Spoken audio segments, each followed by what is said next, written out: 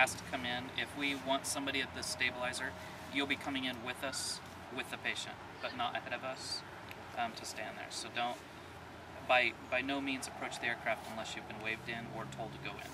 And if you are told to go in without the pilot's knowledge, you approach from the front, you stop outside the rotor disc, the spinning disc, wait for him to lift his head if he's down looking at paperwork or trying to do something with the GPS. He'll acknowledge you and wave you in. That's the only time you come into the aircraft. Then you come in and you go to his door, because typically that's probably where we're going to send you in, is to come to him or to get something out. The rotor disc, it seems pretty high, but a wind gust can bring it down. So there's two safe places to be. It's outside the spinning rotors or up against the fuselage. You notice, like when we were coming in, it's like I climbed out, he shut down, but I never went out past it. I stayed to the fuselage and did a few things. It's safest to be close to it or away from it. The other aircraft we have, if they were to shut it down, the front blade will actually be this low. And if a wind gust were to hit it, it would actually hit you. And just rotating that fast would be enough to probably do it to you. Earning yourself a flight to a manual or OHS shoot. Some things that you can't see in fields that we only see typically when we're coming in is something flat. Farmers like to cover ditches and culverts with pieces of plywood.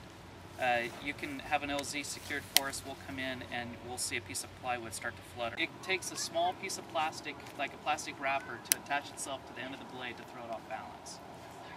So it doesn't sound like a whole lot, but it is a whole lot to us. Anything that flies up that can cause some damage to the blades, like what Bob said, we're out of service. We shut down.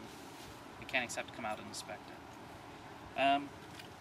During the night, we have night vision goggles now, so strobe lights, your overheads, flashing overheads, are not very good for us. So it's not good.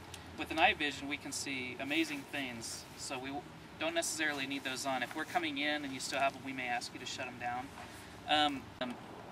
You know, we come into an LZ and we're an attraction. People don't know why we're coming in. They just see a helicopter. They want to come see it.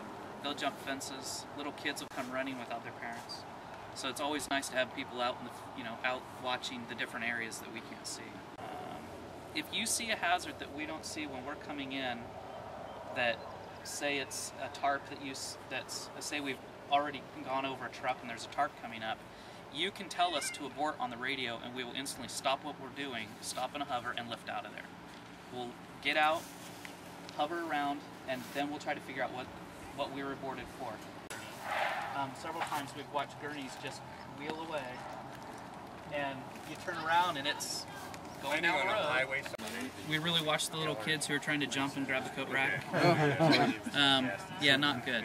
So, rule of thumb, we used to say in the other big helicopter, don't go past the winglets, so now we just don't go past these winglets.